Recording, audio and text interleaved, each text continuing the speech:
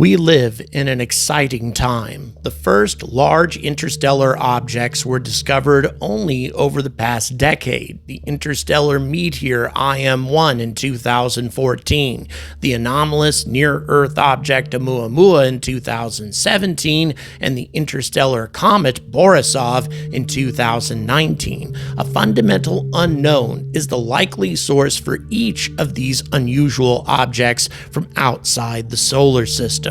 Since I first started reporting on Oumuamua back in the spring of 2021, a very consistent question has been asked in the comments. Where did this object come from? Have we traced its path back to a particular point of origin in the galaxy? Well, the answer is no. We've never gone through the effort to actually figure out where Oumuamua might have come from because it's a very complicated task. You have to look at not only its trajectory and where that trajectory might have taken it throughout the galaxy, but also did it encounter other star systems before it encountered ours? If so, that would have impacted its trajectory and velocity as well. It seems like an almost impossible task, but Harvard astronomer Dr. Avi Loeb, together with one of his undergraduate students, decided to take up this challenge during a summer project to track down Oumuamua's point of origin. And after a considerable amount of effort and the assistance of a lot of artificial intelligence, they came up with an answer. And the answer makes the whole mystery about Oumuamua even more difficult to comprehend. And that, combined with two additional recent discoveries about Oumuamua, have further confirmed that this object was not natural, but rather the product of an extraterrestrial civilization who may have been very interested in our solar system and our planet in particular.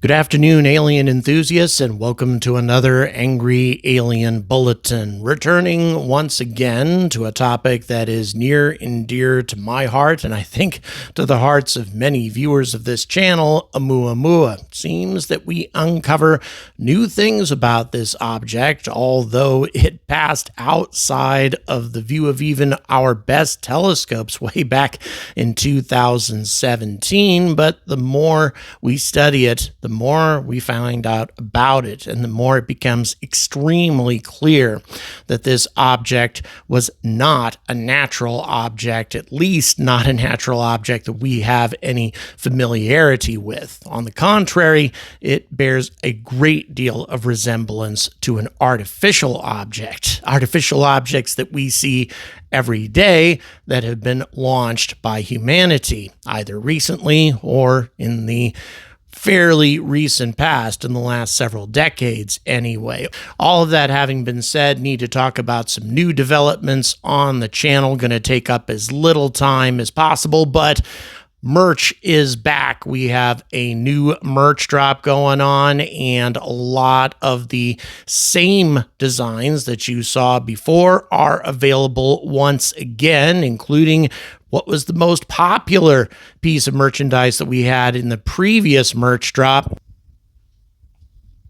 our Apophis in 2029, Kiss Your Asteroids Goodbye. And then we also have the Hohmann Orbital equation. In many ways, I think that's my favorite. And then we have I Told You UFOs Are Real, and I have that on right now, actually. And the design on the back, a lot of folks may not have noticed that it has the Drake equation. An equation that was put together decades ago, trying to determine the possibility, the odds of intelligent civilizations existing in the galaxy, and if they do indeed exist, how many of them might there be. Also, the Oumuamua design has been extended, even though it didn't sell very well during the first merch drop where it was introduced. I managed to convince Sunline that the reason that happened is because it was introduced just several days after the store opened. So it's still available until the 26th of June, the 26th of this month. After that, it will be quite possibly gone unless we have an improvement in sales for it. But otherwise, well, just a limited edition shirt that will go the way of other designs that haven't done quite so well. Although, really, I thought Oumuamua would be a lot more popular, and those who have purchased it seem to be pretty happy with it. One last thing, I want to thank all of you for helping me last month in terms of your super chats. It made a huge difference to the overall performance of my channel at a time when monetization and advertisement revenue has just been really pathetic, to where I thought I was going to have to be releasing UFO videos on a very regular basis, constantly pretty much, because that's my most popular content in order to just get my bills paid. But you guys came through with your super chats last month, and as a result, I released 13 videos that were non-UFO out of the 20 total recorded videos that I made. So 13 non-UFO and 7 UFO topics, and that wouldn't have happened if it wasn't for your support through super chats, Patreon, etc. Something you'd like to continue doing this month to help this channel stay as I want it to stay, a channel that has diverse content rather than just what's popular. All you have to do is click on that super chat or check the description for other ways to support the channel. But once again, please don't feel obligated. I only want you to do this if it's financially convenient. If it's not, if you're hard up, I don't want your money. Just want to be clear about that. It's not your responsibility to take care of my problems between me and Google. Okay, all that having been said, let's talk again about Oumuamua. So a question that's been asked to me in the comments on pretty regularly actually about this topic is, where did Oumuamua come from? Where is its point of origin? And the only thing that we really knew about this object was the fact that it was stationary, a static object relative to the objects moving around it. And that was significant in of itself. That is to say, an object that is moving consistently with the overall rotational speed of the galaxy, meaning that Oumuamua didn't actually encounter us. We ran into it. The sun encountered Oumuamua because it was essentially motionless relative to the motion of the sun and other stars moving around it in this region of the galaxy. A very, very significant event, to say the least, but still not enough information to determine where it may have come from originally. But Dr. Avi Loeb and a couple of his associates decided to put in a lot of effort to try to trace Oumuamua's path, its probable path through the galaxy, and they think they've come up with an answer as to where it came from. Now, if we're going to talk about Oumuamua's trajectory, we also need to talk about how remarkable the path was that it took through the solar system. You're going to see here just how bizarre this whole thing was. Oumuamua didn't come anywhere near the other planets in the inner solar system compared to how close it came to Earth. As you can see, Mercury was on the opposite side of the sun, and Mars was nowhere close either. But look how close it comes to Earth while it's traveling through our solar system. Remarkably close. Now, when it comes to orbital mechanics, there are a number of things that could have changed this close approach and had a significant impact on where Oumuamua actually passed through the solar system relative to all the planets in its vicinity. There are two consistent things about Oumuamua's trajectory that we can regard as being unchanging. That is to say, the direction that it approached the solar system in the first place from the solar apex, and the speed, 26.4 kilometers per second. But there are some random things about any object's trajectory through the galaxy that would have had a direct impact impact on the object's close approach to Earth. Number 1, the time of perihelion. Number 2, the so-called impact parameter. And number 3, the beta angle. The impact parameter and the beta angle being the angle of approach to the sun, which would have a direct impact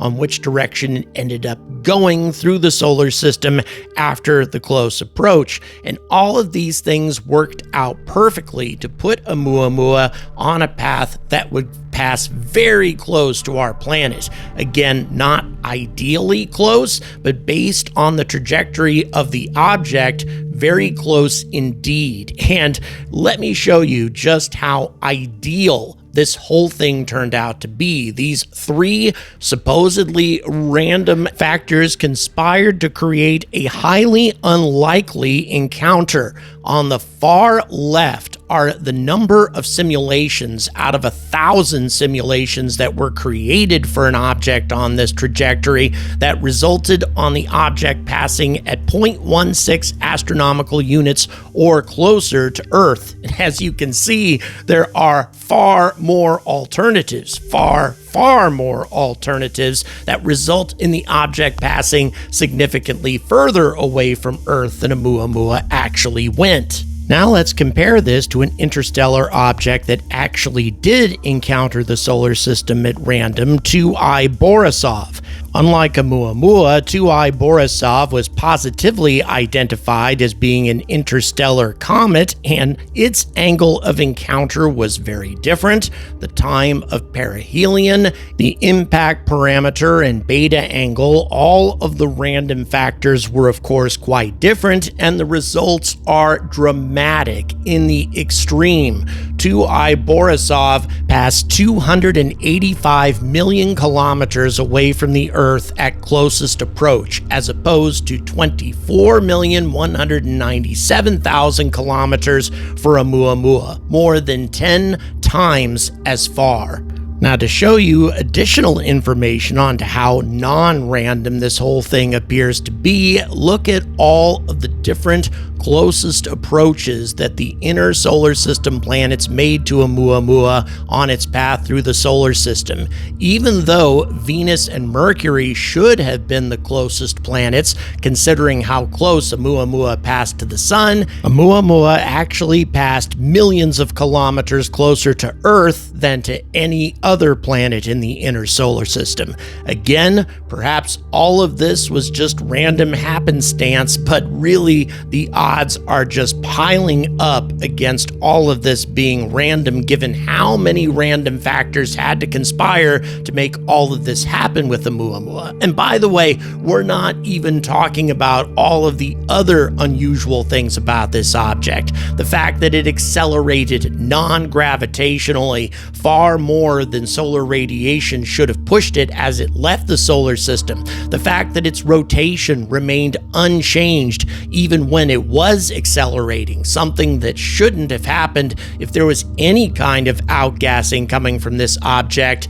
natural or not. Remember, NASA is telling us that there's no chance that Apophis is going to deviate 32,000 kilometers off its course and collide with Earth, because asteroids can't do that, and yet at the same time, Oumuamua deviated far more than 32,000 kilometers off its course in just a few months' time without any visible outgassing. You can't have it both ways, mainstream science. Either an asteroid can deviate that far, or it can't. The fact of the matter is, the only time that astronomers have come to believe that asteroids could possibly deviate this much off their course is in the case of Oumuamua, because they haven't seen any other asteroid do this in the history of astronomy, and although they've seen comets do it, comets have very visible outgassing. But while we're talking about that subject, let's talk about a couple of other objects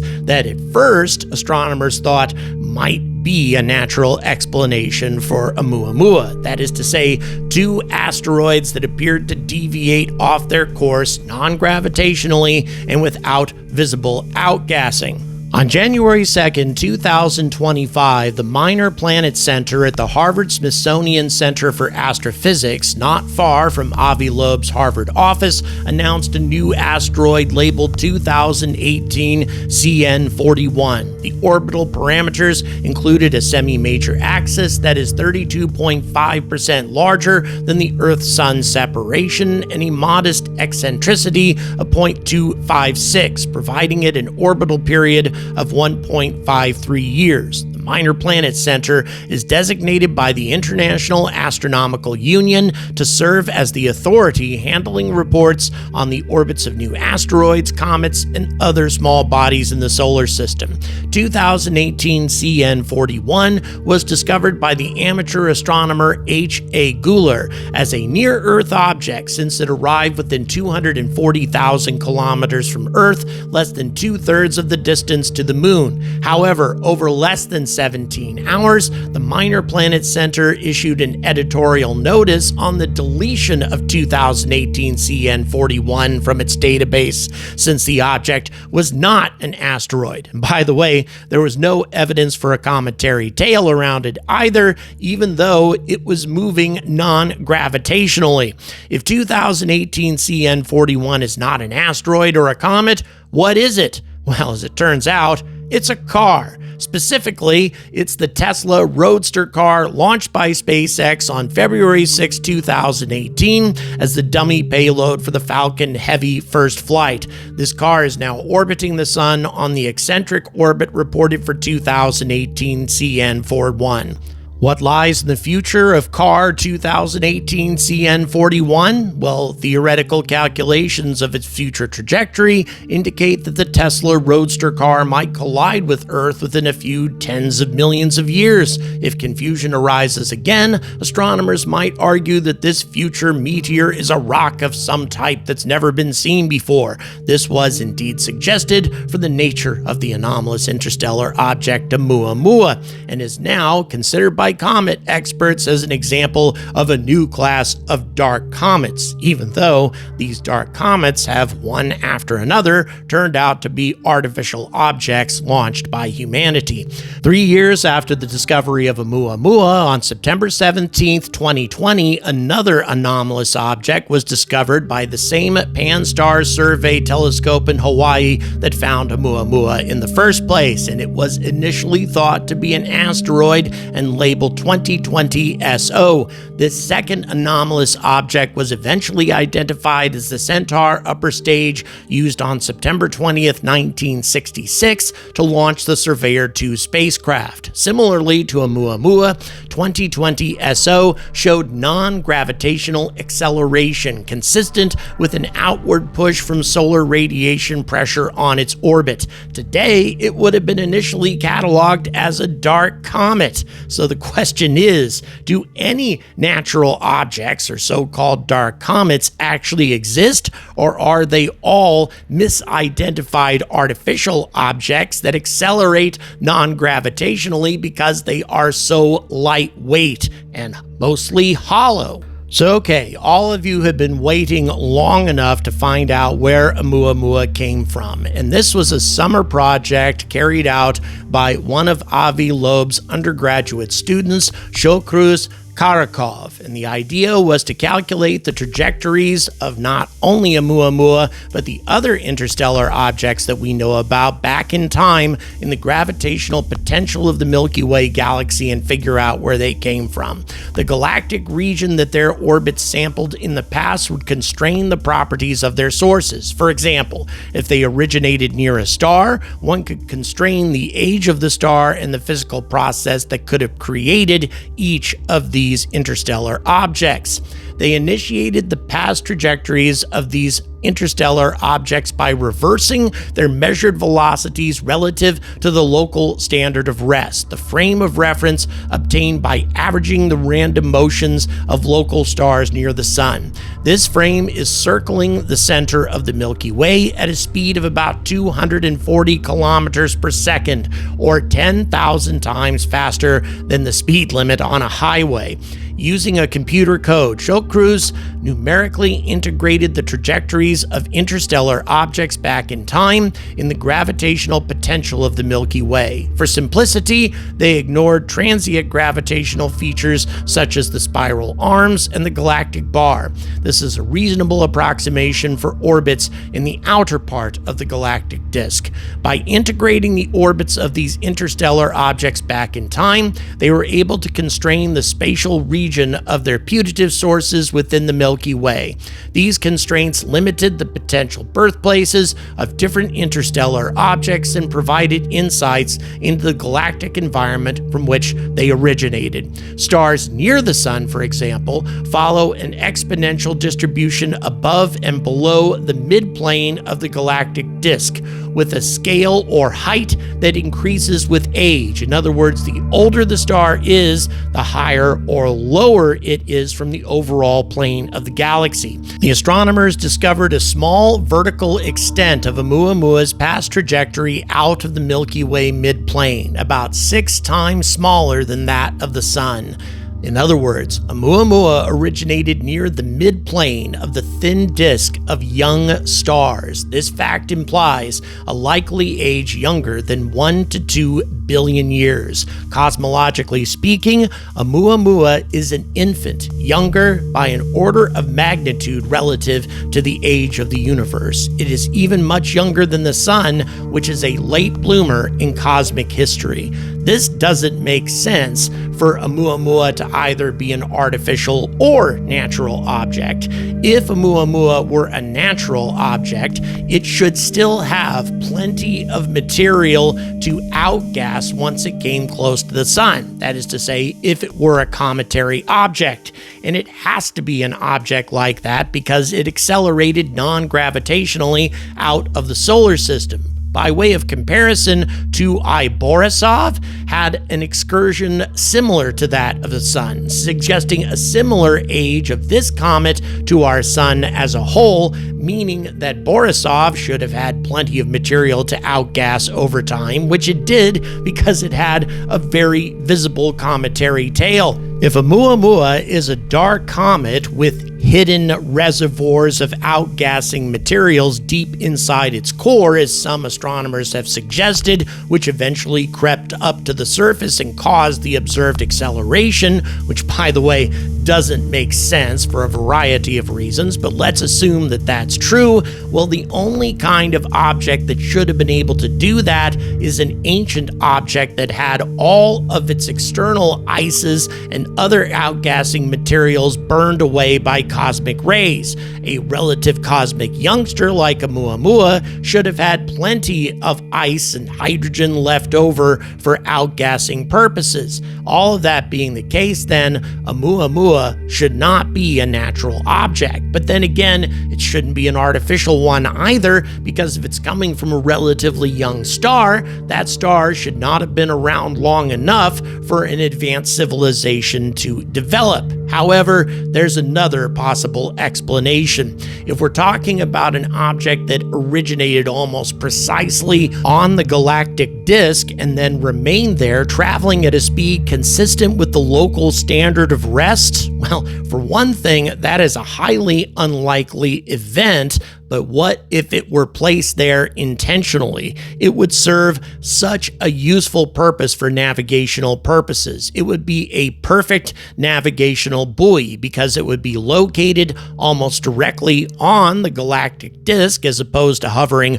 above or below the disk and traveling at a speed consistent with the local standard of rest, making it a very reliable object to use for navigation throughout the galaxy, especially if you're traveling at speeds approaching the speed of light, where visual navigation becomes almost impossible because of time dilation and other factors. Once again, this is just speculation, but it does make a great deal of sense that if Oumuamua is an artificial object, well, the reason it originated from this location consistent with young stars is because it was placed there.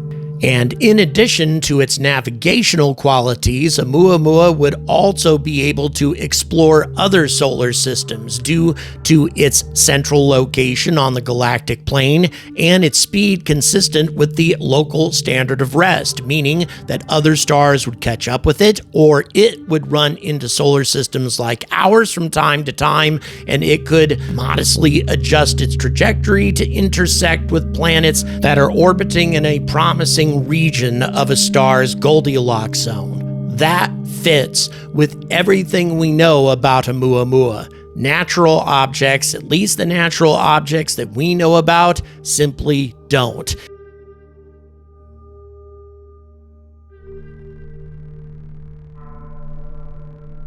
Seems to me that there is a deep-seated instinct on the part of human beings, regardless of how open-minded they may think themselves to be, that refuses to accept the possibility of intelligences greater than ours.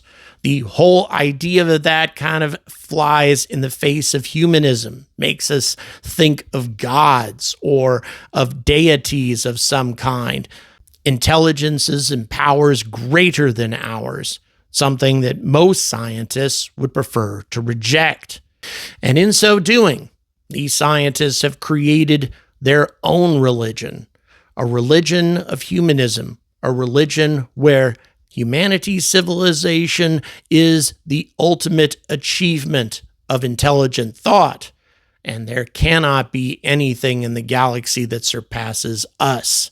And even though astronomers and scientists around the world would reject this kind of notion, would say that absolutely scientists don't believe this sort of thing, their behavior and their refusal to accept the facts seems to indicate otherwise. Thank you very much for watching. Please don't forget to like and subscribe. And once again, thank you so much for your support last month, for making everything that I was able to do on this channel possible. So until next time, stay angry about space.